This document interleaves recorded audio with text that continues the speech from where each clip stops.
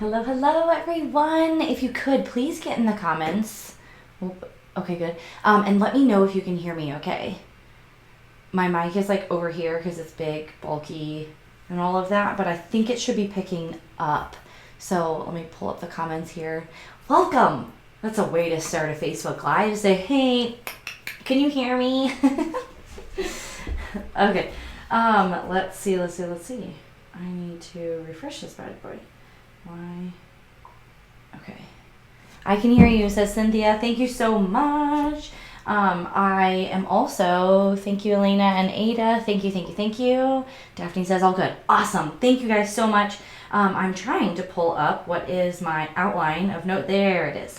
I did have it pulled up, but then it was like not updated based off of like my notes that I just took. So, okay. Welcome everybody. I am Mandy Rice of teachonamission.com, and maybe you've heard of the Sustainable Teacher podcast. It actually just launched like in December/January.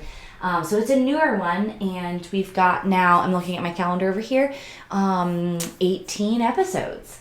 I'm like really proud of that. It was a big goal for us this year that we have a podcast and we have valuable free content for any and all teachers. And so if you haven't checked that out yet, I would so love it if you did, and let me know what you think. And let me know if there's any topics that you want to learn more about, or you might want my input on as just like a teacher friend with a new perspective. So that's really, really what the podcast is all about. Okay. In my business, which is called Teach on a Mission, our primary focus is helping teachers build sustainable classrooms so they can stay there longer. I've been having lots of different conversations with teachers lately, which I just love. I just love to talk shop with teachers. I do. And we've been talking about this idea of sustainability and how there really is so many things going on that influences our sustainability that we just cannot control. We just can't. Right? Like when it comes down to it, we cannot control how many preps we're given, how many subjects, courses, what have you. And yet that has such an impact on our sustainability, right? And so my platform and my message, my mission really in all of this is I want to help teachers focus on what they can control, although that's not the whole story, but that's really the experience and the part of what we do that I can speak to. And so that's why I'm here inside of this weekly Facebook Live flipped classroom training. And that's what I hope that you get from all of these, from this week, last week, next week, and so on, is tangible takeaways that you can bring back to your classroom that make a little something, or maybe a big something, just a bit more sustainable, so that you can get back to loving what you do and doing it really well without sacrificing your evenings and weekends to do so. That's really what it's all about. Ada said, what is the name of the podcast? It's not Teach on a Mission. That's my company. I should have just stuck with that. I almost did. It's called the Sustainable Teacher Podcast. Yeah, so it's called the Sustainable, I think it's just called Sustainable Teacher. If you put in it might not show up. And I apologize for the random periods that are in there. I cannot tell you how frustrating it is that apparently under my keyboard, my keys on my Mac it's really dirty.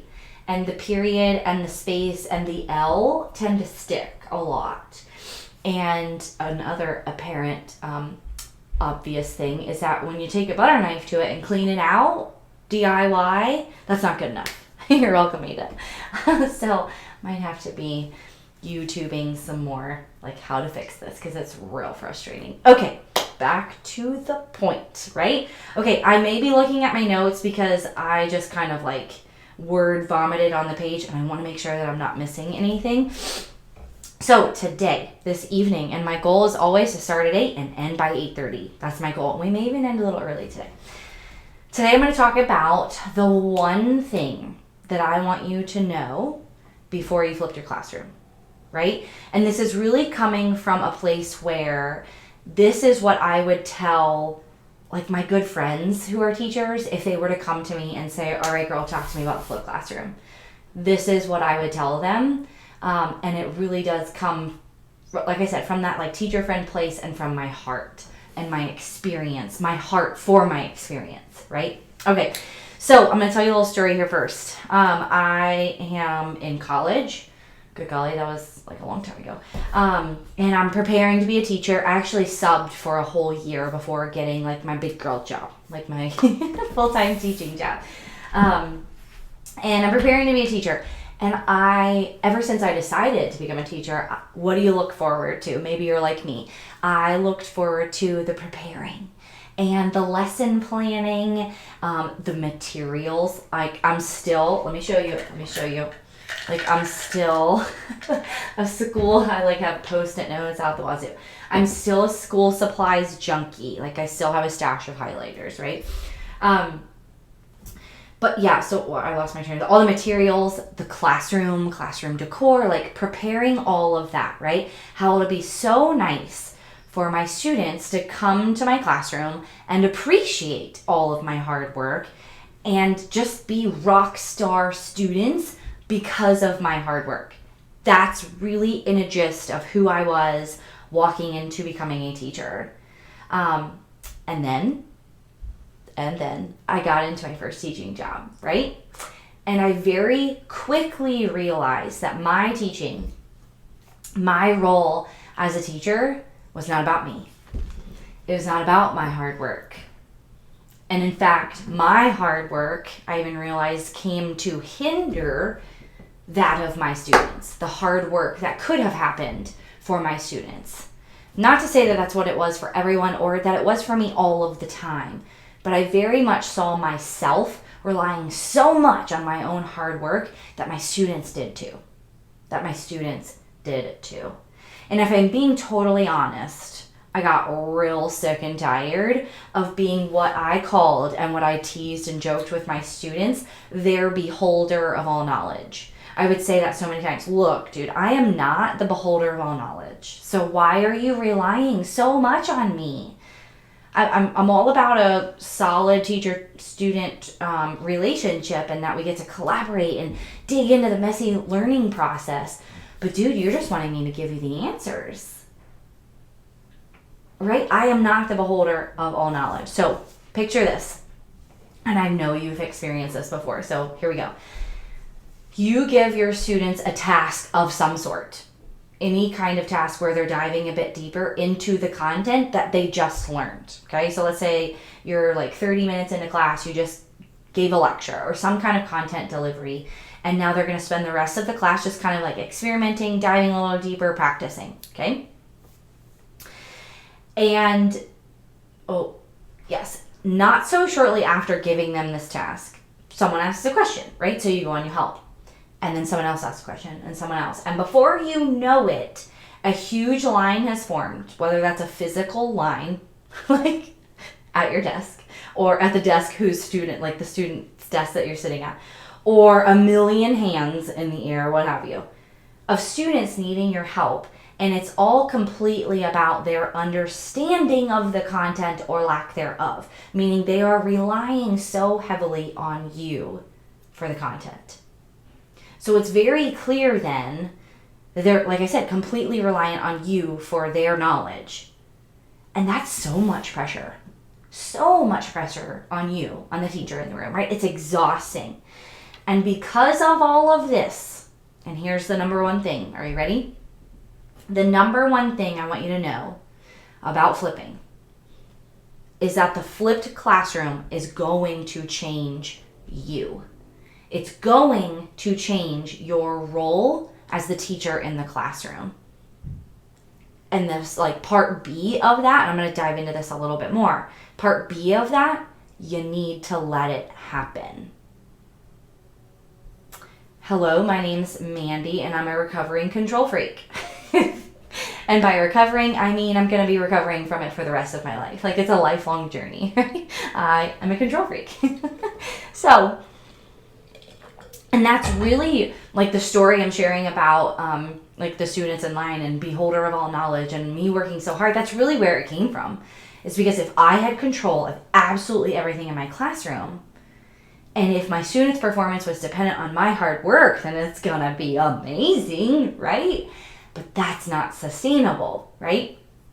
So the flipped classroom, and that's something totally off of my notes that I want to tell you too, it's the happy medium for the control freaks out there like me, where you don't feel comfortable giving up so much control of the content that you don't want to deliver it to them in some kind of tangible way. But at the same time, you need something to change. You need it to be more effective, but you also need it to give you some time to get more engaged and to dive deeper into the content and not just stay up on the surface level of delivering it. Okay, so here's where I've got just a few teaching points about that one main thing. And as we go, or so far, if you have any questions, please put them in the comments, and I want to help you with that. Okay, so the big takeaway being your role as a teacher, meaning in your classroom, is going to change from what is now or has been what we call sage on the stage, right? That's just kind of like a term that you talk about in flipping, is that you were once the sage on the stage, or what I call the beholder of all knowledge. And that the only things that your students know is because you know it and you have told it to them multiple times, because you know you've said everything once and they don't get half of it, right? Because we're human. Like, adults are like that. Just like, go have a conversation with anyone. Adults are like that, right? So it very much takes you away from sage on the stage and beholder of all knowledge to the guide on the side. You are not so much the expert in your content. This is something I forgot to write down in my notes, so I'm glad I'm remembering it now. Yay! You are not so much the expert in your content, although you absolutely are. You are more the expert in the learning of your content. And you get to guide your students more in the learning of the content and less in the content directly. I'm going to say that again because that's so huge. And in fact, I want to write this down because I'm going to forget it. You're less, when you flip your classroom, you are less the content expert, where you're just the sage on the stage, standing at the front of the room, spewing all the knowledge that your students need to know.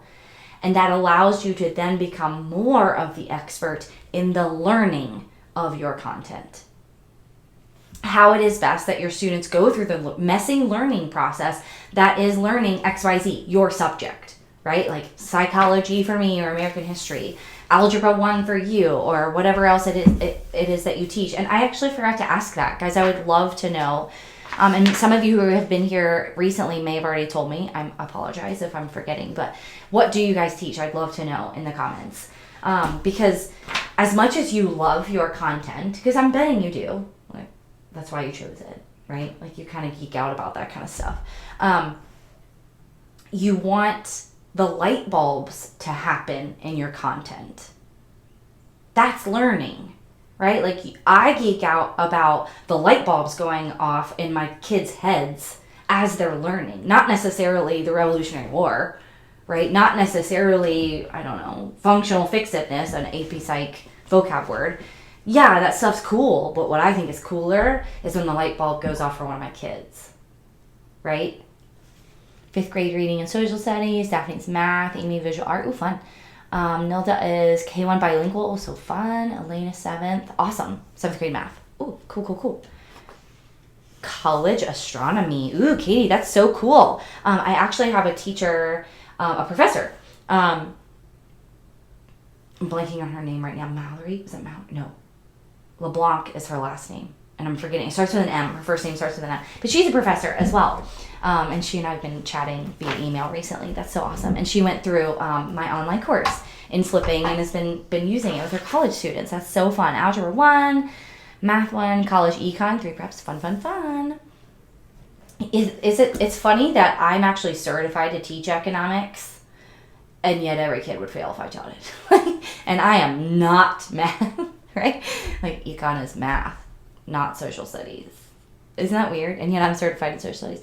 Ooh, Samantha, AP Psych, woo! And world history. So fun. Okay, so takeaway number 1, your role is going to change from from sage on the stage to guide on the side, right? No more beholder of all knowledge. You're more the expert in the learning of your content, right? The second one, and I kind of hinted to this, is don't fight it.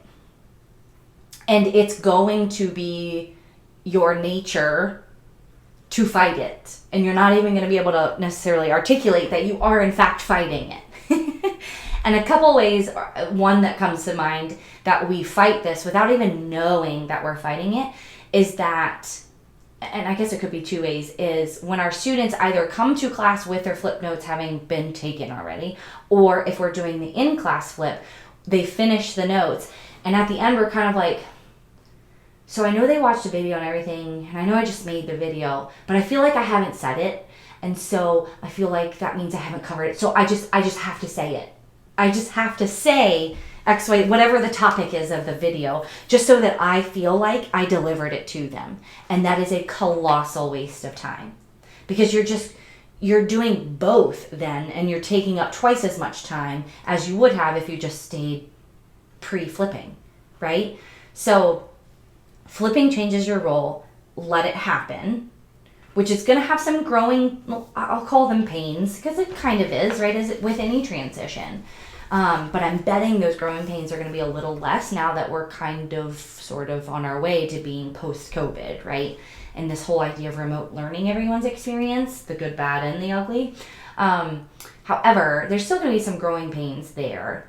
But as far as letting it change your role to being the guide on the side, the content and the expert in learning the content, let it happen, don't fight it. Takeaway number 3.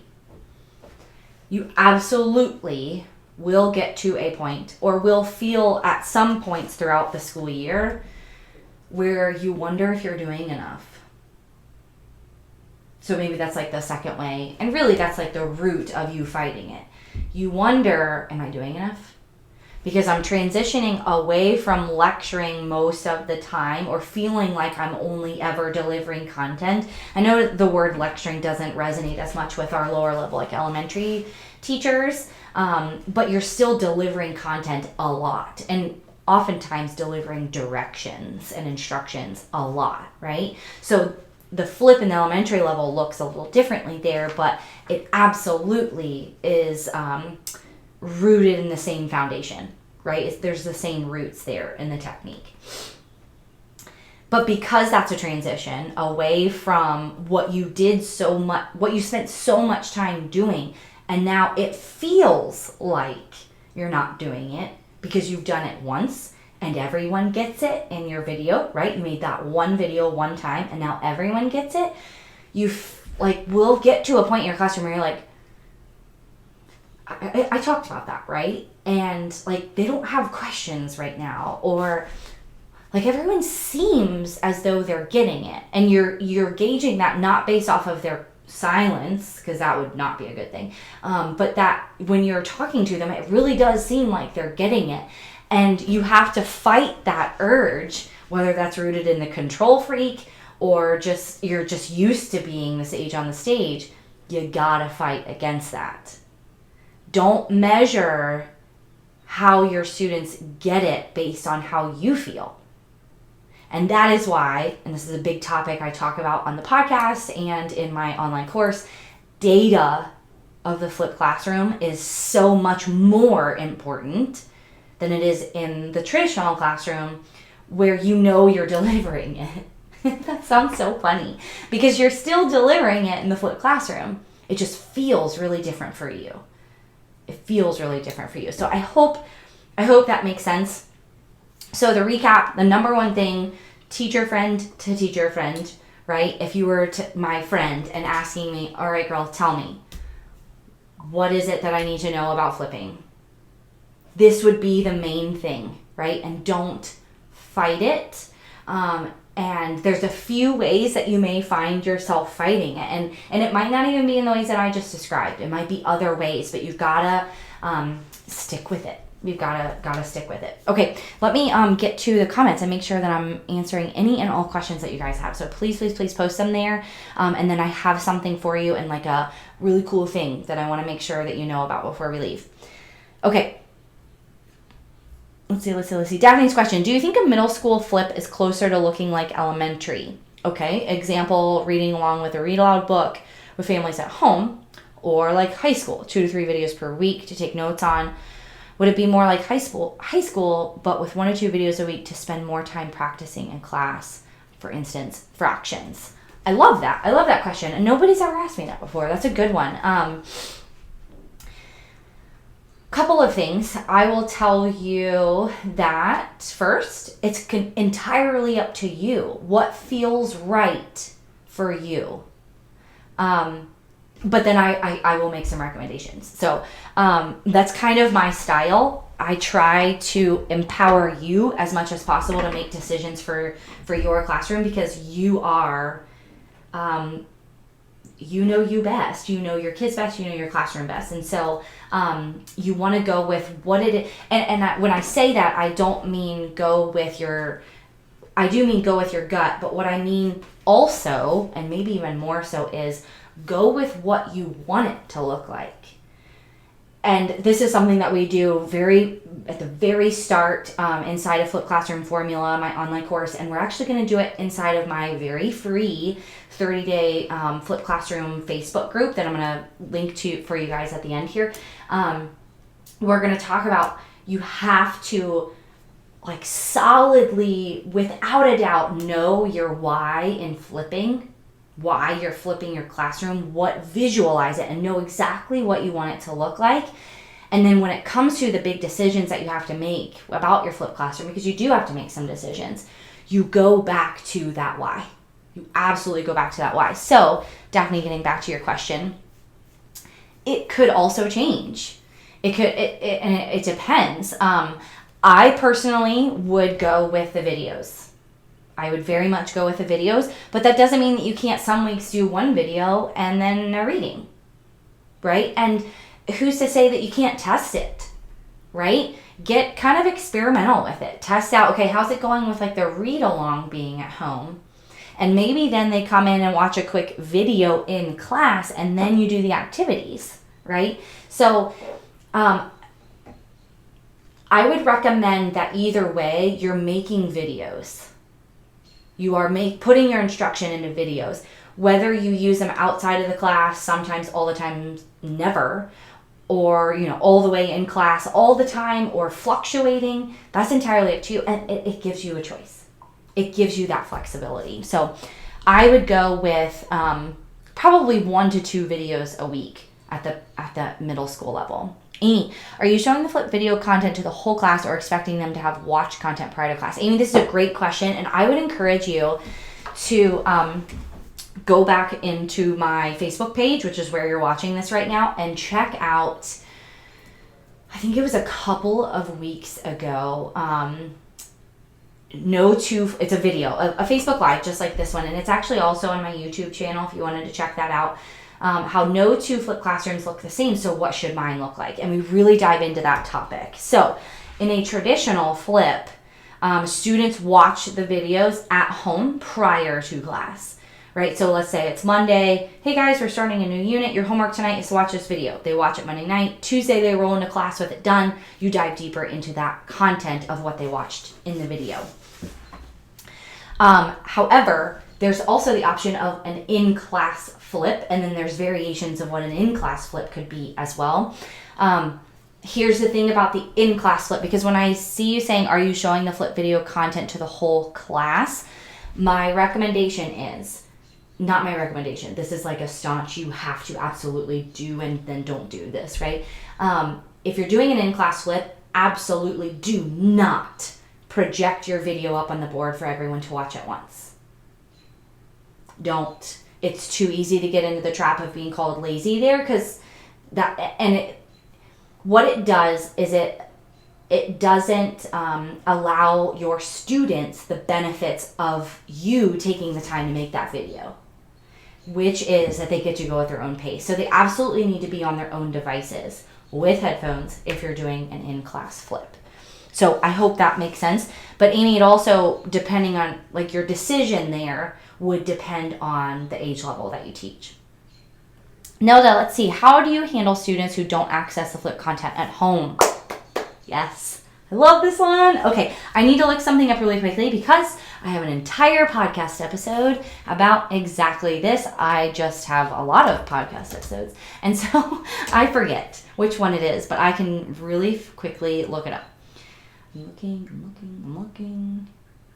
Yes. Okay, it hasn't come out yet. It's coming out next Thursday on the 15th. And it's actually a bonus episode.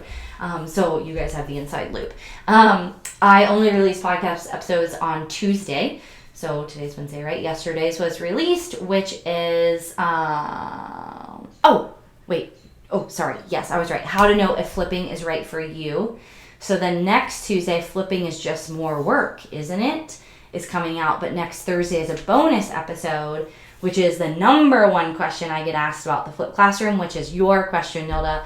What happens when a kid doesn't watch the videos? So I want to give you a quick answer, and then I'm going to stop because I could talk about this forever.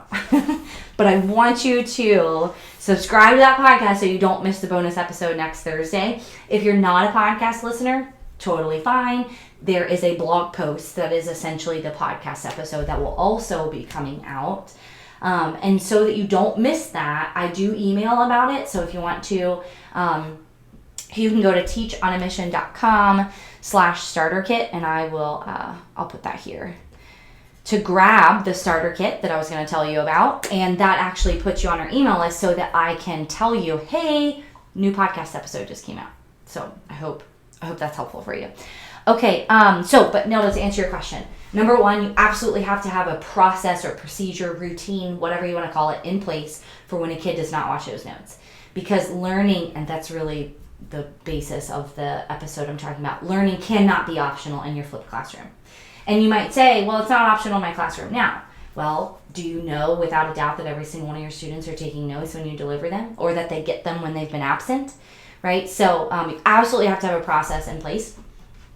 And then number two, I do a lot of talking about and teaching around what is your classroom atmosphere and environment in using natural consequences to let your students feel the awkwardness of being lost in your class because they did not do the notes. I think that you will be really surprised when you let that happen in your classroom, as long as you've built your classroom, right, your plans and everything, to make sure that your lessons are dependent upon those students doing those, and they'll quickly see, oh, okay, so there really is an advantage in me doing that. Now, those are not my only recommendations, but that's the quick and easy for you. Kelly, I've struggled the most with getting my kids to do assignments in my Google Classroom. I teach K-5 special ed. That is a hard level. Yeah, it absolutely is. And I say that because I have a first grader of my own, and when we have remote days here and there, which have been fewer and fewer throughout the year, of course, I have missed some. We absolutely have missed some on Google Classroom. And that's absolutely a struggle. Some things that I think that make it different in the flipped classroom is this. If you are going to have videos for your students to watch as homework, and that is their only homework, then they will never have a question about what their homework is. Right? So if you're struggling for kids to do assignments in Google Classroom, that's because there are a bunch of varying assignments. There's a lot for students to kind of register there and what's expected of them, where to access it, and then what to access in order to do the assignment properly. That's a lot, right? And in our minds, it's not, because we have it all organized and we just see that one thing. But it is a lot. But that's totally, I don't want to say totally taken care of, but it's absolutely streamlined. And this is a recommendation I make inside of my online course, when the only thing that you provide for your students or require of your students outside of class are your videos. That's also hard, but it's also crucial that you keep those videos sacred. Daphne, I have a high school position next year in brick and mortar. If I have brick and mortar high school position, then I will ease them into viewing at home with doing some in class together. If I have a middle school position, then doing it in class will help teach how to take organized notes. Love that. And Daphne, I actually teach a very specific way, whether you do an in-class or traditional flip, of teaching students to take flip notes. And it's amazing. It's really great. It's so simple, but really great. Cynthia, many of my students do not have access to internet yet, so I haven't flipped yet. I've been trying to figure out how. Yes, Cynthia. Oh, this is so great. This means that our minds are totally on the same wavelength. because the whole next like month and a half of podcast episodes are planned out, and we talk about that one too. Let me look it up, because like I said, I'm bad at remembering when those things are.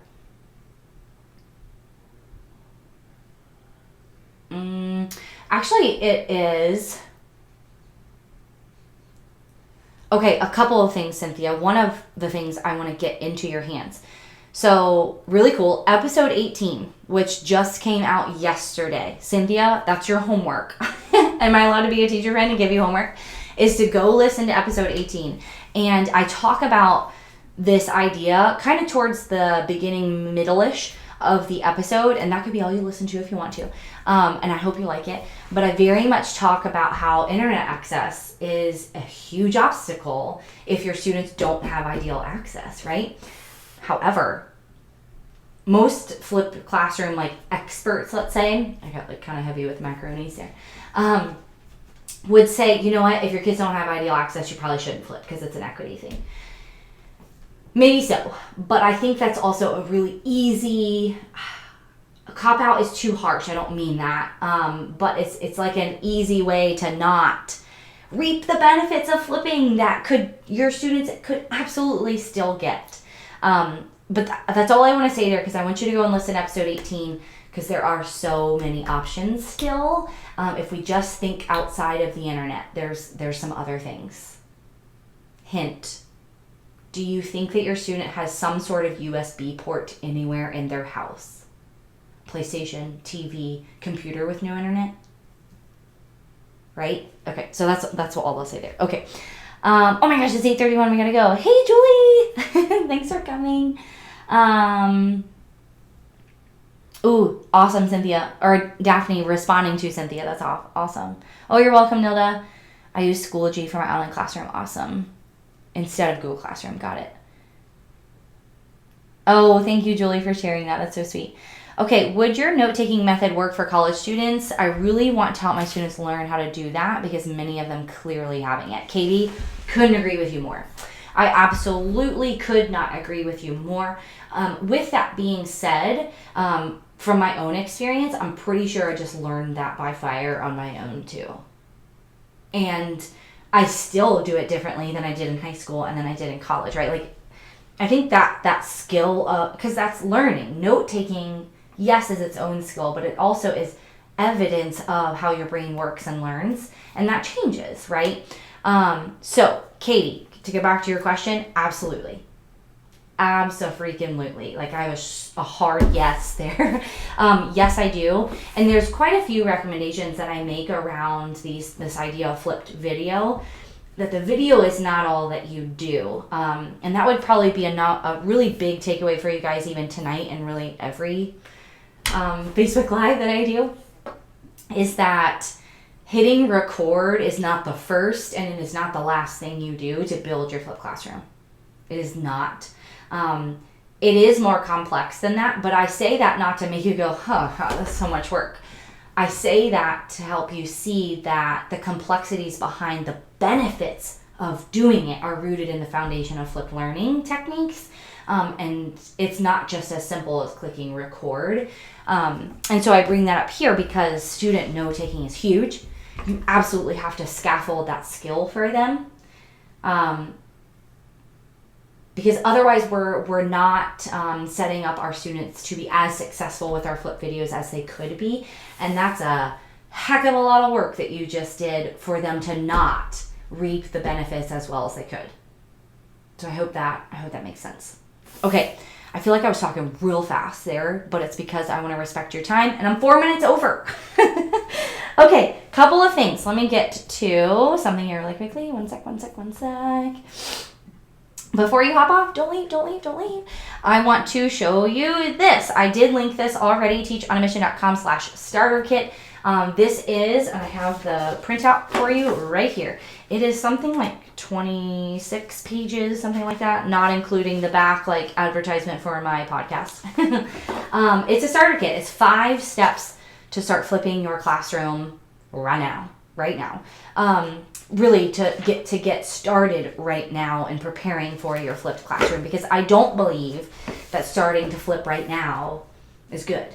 I believe that being intentional and taking some time and thought behind it, and what is the environment and cultural change in your classroom that happens because of flipping is absolutely necessary, in making sure that all the work you're going to be doing really does pay off. And it's not as simple as just hitting record. So grab this, totally yours, and I'll email that to you once you go to that site. And then the other thing is this coming Monday, so April 12th, when I look over here, I'm looking at my calendar. I have a Flipped Teacher 30-day, and then after that, it's going away, Facebook group, private Facebook group. You gotta like answer some questions to get in, and I have to go in and approve people. I've got like 30 requests right now to get through. And we are going to have weekly Facebook trainings in addition to these on Wednesday nights. They'll be on Monday mornings, which you may not be able to watch, but you can watch the recording. And live Q&As with me, only available inside of that group. And every single week, a Flipped Classroom Essential giveaway, where I will be giving away each one of these, one per week in the 4 weeks that will be inside of that private Facebook group. So what I want to do is get that in your hands. So give me just a second here as I realized I was just looking at that camera before when I needed to be looking you in the eye in this one, but now you're back here. Okay, here we go. Here is the link to the Facebook group. Join us. Bam. I put that in the comments for you. If you're watching on your phone, it sometimes requires you to log into Facebook group because it's opening it in like your web browser on your phone. But if you're doing it on your computer, it should just take you straight to the group to request to be in the group. And I can see that some of you have already done that.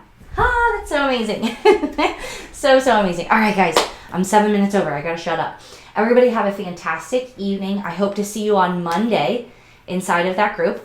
I hope to not see you, but that you can hear me on Tuesday for the next Sustainable Teacher podcast episode. And then next Wednesday, I'll be going live again.